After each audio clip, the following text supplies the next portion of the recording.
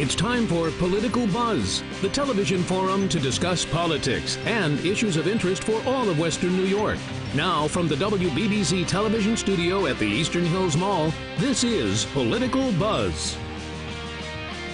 Hello, everyone. John DeShula with you here on your hometown television station. Thank you for joining us. It has been a while since Carl and Steve have been together, so we welcome them back together again, not for the first time. Carl Palladino, president of Ellicott Development, outspoken member of the Buffalo School Board, a former Republican candidate for governor, and Steve Pigeon, Democratic strategist, attorney for Underberg and Kessler. You've been here separately over the last couple of months, but you know, the foundation of some of the foundation of this show is built on your differing opinions, although there is something that we'll get into that actually, Steve, I think you agree a little bit with Carl on, and that is where we're at with the school board and the Buffalo school system. Carl, just today as we're recording the show, you sent out an email pretty scathing again about Superintendent Pamela Brown, who we'll see in a picture here that was tweeted just yesterday on the Buffalo School Board, Buffalo Schools Twitter account. She's been making an appearance here. She is at School 19, I believe, at a science class. It seems to me that she's becoming a lot more public, has been in the last couple of weeks holding news conferences. But what's your take, and what was the recent email about? Well, you know, all of her feel-good activity in the last couple of weeks is directed at the board election coming up. And really, that's the reason that she wanted to bring Mary Gwynn back to actually run the district, which Mary Gwynn has been, in effect, the de facto superintendent of the district for many, many months, actually for the entire past year. As such, she is propping up the superintendent, who really doesn't have, she's clueless as to what's going on and how to run the district. She came without any experience or educational background in being a superintendent, and and the board majority obviously expected on-the-job training. In a district that has 46 out of 57 schools failing, has a 46% graduation rate despite all the nonsense you hear, has a huge attendance problem, has a huge consequences problem when it comes to suspensions, because they're directing people today, they're directing principals not to suspend kids. In other words, chaos reigns. When you don't have consequences, you don't have discipline, and without that, your district is going to turn upside down. Now, here you have the school board elections coming up May 6th, and Steve, there's some very prominent people who have now thrown their hat into the ring, or expected to throw their hat into the ring. You know, Bernie Talbot was the first, Sergio Rodriguez. There's some other candidates, Larry Quinn, and some others that. The problem with Bernie Talbot is that Bernie is looking for higher office, and Bernie will not declare right now that he is in favor of changing the status quo and dismissing this administration. He won't do that because he doesn't want to affect his base. He wants to go to higher office. He's not a candidate in my book. If that's his goal, well, he should go find something else to use as a stepping stone to rise in his political. Who are the other candidates, Steve, you mentioned? Well, I know there's Patty Bowers, Patty Bowers and Larry Quinn are both candidates who I highly support. I believe that they are knowledgeable and have the ability to assist in turning the school district around. Obviously, they have stated unequivocally that they will, on day one, dismiss this administration and bring in the high-quality people that we need to turn this district into a better opportunity for kids to get educated. What are the executive sessions like? We always hear about the board going into executive sessions. Share what that must be like. In the last one, they couldn't get their story straight about who knew about the two administrators not being licensed and when the superintendent knew. At a prior executive session, the director of talent management, or the human resources director, stated unequivocally that he immediately told the superintendent. Well, she denied that. She tried to throw him under the bus and to be the fall guy. And in the last executive session, it was actually humorous watching Sharon Kottman and the superintendent debate with Darren Brown, the human resources director, over who knew what when.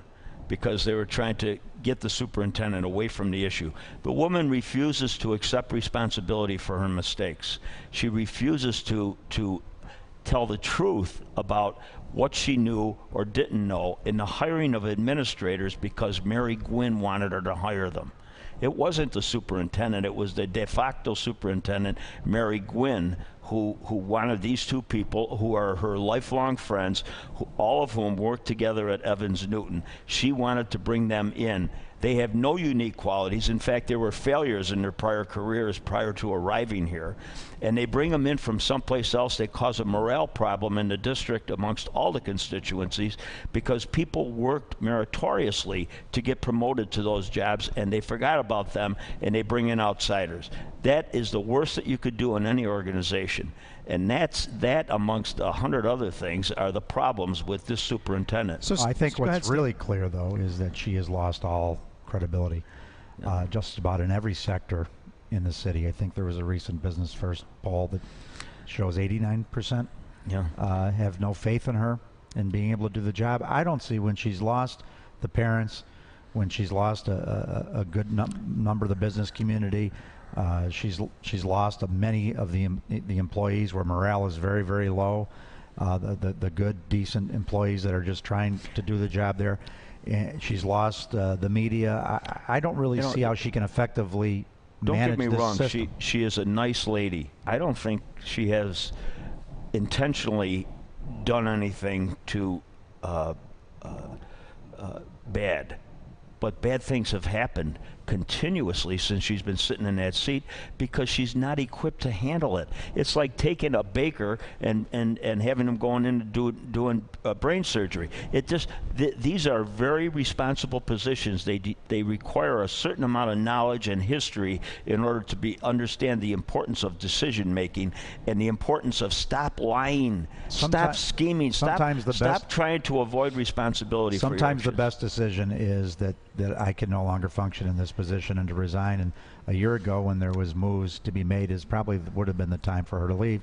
She stayed longer than she should, and I think she's in a position where she's not in a position to be able to manage and run that school district. So Carl went to the state, went to the education commissioner, because another individual on the school board you wanted to try to get rid of, Barbara Nevergold. And the commissioner has come back and denied that petition. So, let me defer to Steve, because at what point does the state come in and say and observe and see what you just identified and step in and make a change? It almost feels like these people are being protected on some level. I'm not sure of the details of the lawsuit that Carl can explain, but I would say that the state's been pretty rough on this district. I know the governor has said there'll be death penalty for failing schools. His comments have all in the way this year he stepped in to save the charters and the budget. I think it's pretty clear that he's looking not for status quo, that he's looking for change. Now, of course, the state education commissioner is picked by the state legislature, not by the governor. But I don't know the details of that suit as to why he's defending Nevergold. But I don't think he's very pro Buffalo school district management. I think he's administering at the state level a building full of liberals who have in their minds that the status quo is something that they have to maintain, because that involves politics, that involves keeping the cycle of poverty going in our urban centers so that their base, their electoral base, stays the same. As a result, you get this foolish decision-making going on. In the case of Nevergold, she was appointed to her position. Our bylaws are so specific, the wording is so clear, that if you're appointed, you must run in the next board election.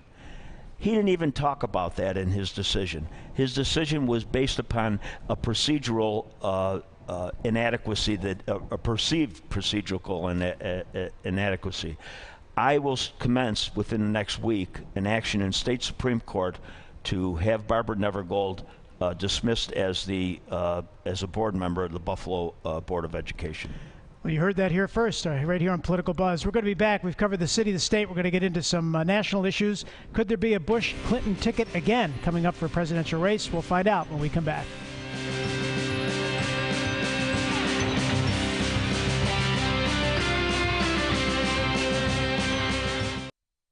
Welcome back to Political Buzz. Gentlemen, never too early to start talking about presidential politics. Going back a little bit, we have the issue with Chris Christie and the bridge gate, if you will, in New Jersey. There was some talk that he might step into the race now. As Steve and I were talking before the show, just maintaining his role as governor might be the most that he can try to figure out. But you had mentioned, Steve, Jeb Bush is making some waves. Well, what I'm seeing is that Jeb Bush has been really making the rounds, and I think is seriously considering a presidential run. Obviously with his name recognition and his record as Florida governor, I think he could be a serious candidate in the Republican primaries, with Christie probably bowing out. Then of course there's also the Ted Cruzes and the Rand Pauls and the Marco Rubios, and there's a lot of names out there. Depending on who runs the best, what you see normally in the Republican caucuses and Republican primaries, it's the more conservative candidates who tend to do well. That may hurt Bush. I don't know that he would do well with the harder right segments of that party. And then of course in my party, we're waiting on the decision of Secretary Clinton. I'm a co-chair of the Ready for Hillary PAC. We've already been meeting and raising money and organizing and basically getting a campaign ready that will be ready if she does decide to run, that everything will be the T's will be crossed and I's dotted, and there'll be a campaign structure ready for her if she makes that decision. I think she'll be a very formidable candidate and a very strong candidate in her own right. Has probably the best prepared person to be president with her years as First Lady in the U.S. Senate and as very successful Secretary of State. So I think you'll be hearing more and more probably in a year. But I think the big question would be in your party, Carl, is who can run strong and get that nomination? Well, I think from the perspective of Hillary first, I think that Hillary is going to have a very difficult time, because stuck in the craw of many, many Americans is her announcement that what does it matter anymore? Leaving soldiers on the battlefield is not the military code. The military code is you go in there and you pick up your dying before you leave. You go even if they're the dead bodies, you go and you get them out of there. For Hillary, it's not necessarily the question of before the event. It's the question of the action not taken during the event.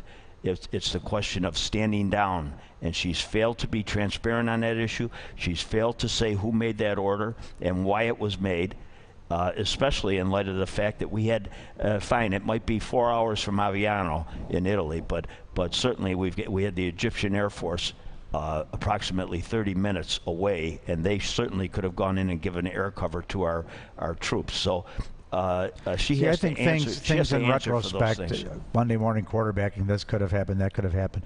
But what happened in Benghazi is that we were attacked by people that we believed were allies, that we believed were friends. And it ended up being at a CIA safe house. Our government failed us. Our government failed to send help. Okay, we were in a country we hadn't been in 32 years, where there was no government. We were attacked by people that we believed had been our allies. It was shortly after Gaddafi was overthrown. Mistakes were made. Security could be better. But to blame that on the secretary, I don't think the American public is doing that. You blame it on the secretary and you blame it on the president, because they were the people that first, they heard it immediately. They knew immediately that the event was taking place. They did not know exactly what was taking place. Well, they can claim that, but that's not leadership. General Ham said that that they were not in a position to send any defenses in when the thing happened rather quickly and was over. And General Ham should be put up against the wall too. And General Ham says that decision was made in Italy, that there was no forces that could be brought in. Again, Monday morning quarterbacking is very easy. We were in a very dangerous area. Diplomats understand when you're in a dangerous area like Libya that there are risks. And I don't believe the American public in 2016 is going to want to debate Benghazi. I think they're going to be talking about economics. They're going to be talking about jobs. They're going to be talking about wage and some fairness in wage stagnation. In other words, they're going to spin the public and away from. If it's up to I you, think Carl, Hillary you won't let Clinton that will guy be. go away. I think Hillary Clinton will be a very formidable candidate, and her experience, I think, is unmatched of those All right, candidates. this is a who are paid running. political announcement by Steve Pigeon. All right, let's talk about another.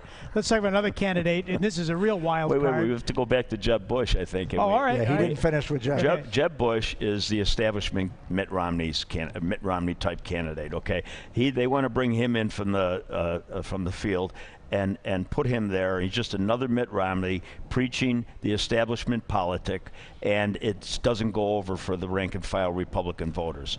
Are you a Cruz guy? The realities are Ted Cruz and winning the Hispanic vote is critical to the Republican Party putting up a formidable fight against a Hillary Clinton or against whoever. They're not ready to do that. You get leaders like McConnell and Boehner.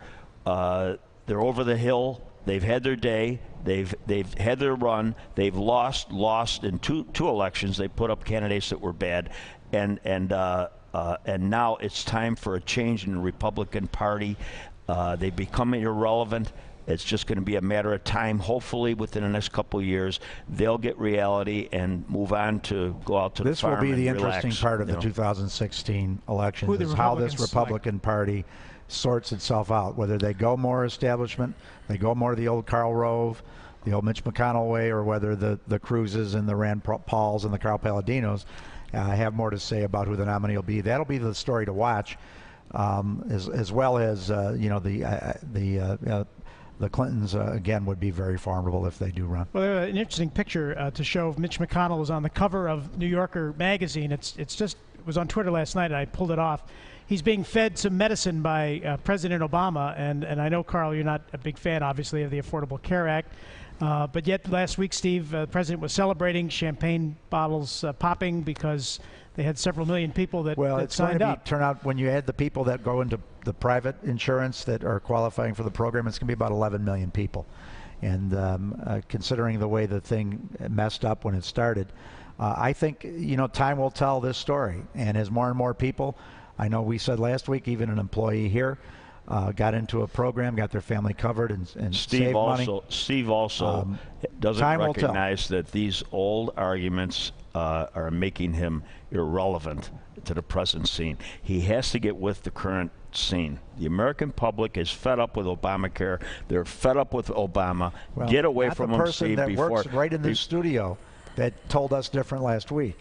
So I think what time will tell is whether people are being served. Remember, the arguments against Social Security and Medicare were the same. You have now, people, you better not go after that. You have to stop advocating for a president that's a total failure. If it starts working, time will tell. But even though there's an individual, as you mentioned here, and others who have had great success with it, we heard from Larry Kudlow recently at that Conservative Party dinner that he would have never recommended Obamacare because what it is doing to the business community, which is kind of the back end of it. Well, but that is... They've got the American public so messed up with this Obamacare. That remains to be seen. How many people, millions of people, lost their insurance coverage? I mean, I've had people, clients of mine, clients of our law office, calling me, and I mean, they're totally upset. They're totally frustrated. They can't afford to pay this deductible, and fine, the rate might be a little bit lower, but the deductible is unconscionable. And it's just, and they're forcing this down their throats. They have no choice. Poor people, and it's wrong.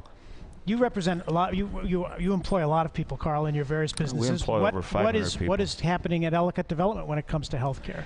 Well, we give health care to our employees, and now they've extended that mandate for employers of over 50 people. They've extended that for an additional year. If they try to cram that down and mandate Obamacare to those employers, you're going to see chaos every place. Every employer in this country is going to be totally out of sorts. Yeah, but you feel a responsibility to make sure your employees are taken care of, okay? And that's one of the biggest responsibilities I believe in the employee relationship. But doesn't it just come under the compensation line in the end? Most corporations, they put both benefits and salary under the compensation line.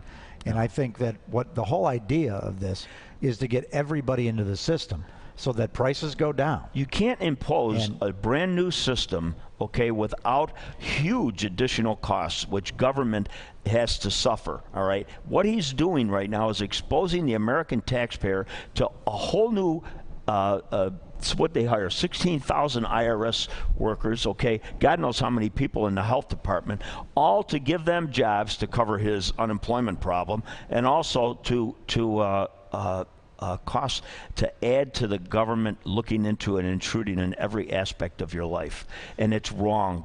And the whole system has to be dismembered at some point. And hopefully, this man will either resign as president or get impeached, or be gone in some way or another in the next year. As Carl has said, and I think what he's done with this is put the concept of letting the markets work and putting everybody into insurance to put the price down, and to have healthy people paying in,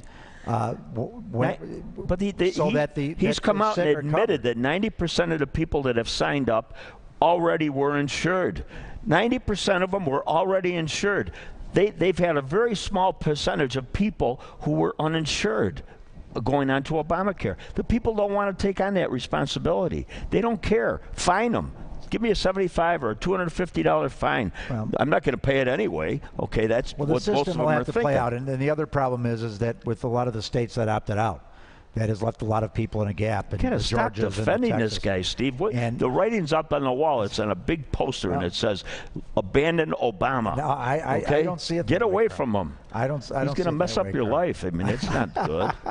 Well, from President Obama. But I think time will tell on this program. I think more and more people are beginning to understand the benefits of it, and if the Republicans would have spent time trying to fix and put changes in place and amend it and fix where it needs help, rather than just trying to destroy the whole thing and play politics with it, I think we'd be further along. About 30 seconds. How about the abuse of a president using executive orders to change laws arbitrarily, ex parte, all within the Constitution? No, not within the Constitution. Like President Bush did, like President Clinton did. This is the problem like with Boehner and McConnell. They don't sue him in the courts, okay, to force him to abide by the laws that he promulgated. Well, when it's to protect workers, when it's to raise wages among the poorest, when it's to protect the safety net, then I'm for that. Are you one of the exceptions to Obamacare? Did you maneuver into the White House to get an exception? Huh? No, I'm not all pigs are equal, but some pigs are more equal than others in our White House today. This is the Carl and Steve we know and love. That's why they're here. We'll be back with more Political Buzz in just a minute.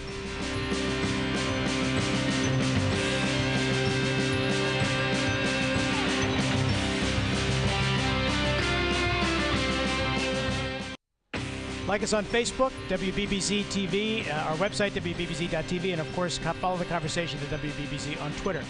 All right, Carl, we would be remiss if we didn't ask how your friend, Donald Trump, is doing in New York. I know you were involved in kind of this draft campaign, but it seems to me like any effort might be a failing effort to get him to run for governor. The Republican Party has and had a great opportunity to take on a candidate who could win, who could actually beat Andrew Cuomo from a whole number of perspectives.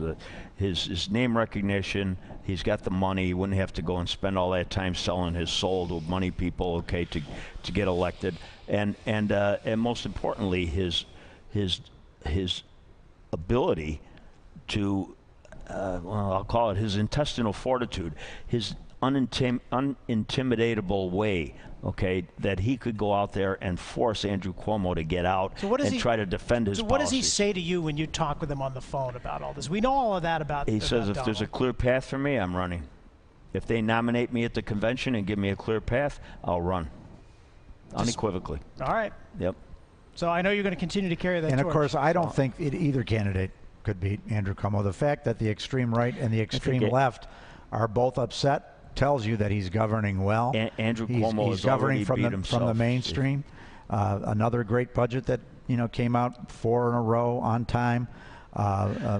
Let's talk about the great budget. The great budget. We have 1 minute. Literally 1 minute. New York more City, tax cuts, New York City less regulation. received 90% of the allocation $1 billion for Buffalo. Kindergartens. $1 billion for Buffalo. Well, the $1 billion for the Buffalo entire is state. a lot of smoke Remember, and mirrors. he fought with the mayor of New York to make sure that the pre-K went to the whole state and not to just New York City, and he did it without a tax increase. No, he gave $300 million to New York City and $40 million to upstate for pre-K. Yeah, that's what he did. Pre-K is going to be funded he throughout knows the where state. his base is. It's in New York City, and $1 upstate's billion going to for come out. Buffalo, and more attention to Buffalo than any governor in the history of this state. This is just like Obama. You've got to stop. Get off of that bus. He's the a very bus is going strong nowhere. governor. He's been a very efficient governor. Carl He has a Palladino, lot of Steve been a Pigeon, tyrant. Political Been a Buzz, tyrant. the only television political talk show, by the way, in Western New York. A tyrant. Thank you, gentlemen, for Successful sharing governor. your opinions. we'll hear more from you in the coming weeks. And Buffalo school board elections coming up May 6th. Very important. And we're going to try to get some of those candidates in to continue to discuss what's happening in the Buffalo school system. Carl, you're off to a meeting tonight. Yep. All right. Good luck with that. And Steve, we'll see you soon. Every day's a new venture. I can only imagine. And we'll see you back here Thursday at 9 a.m., Sunday at 11 a.m. on WBBZ-TV. Thanks very much.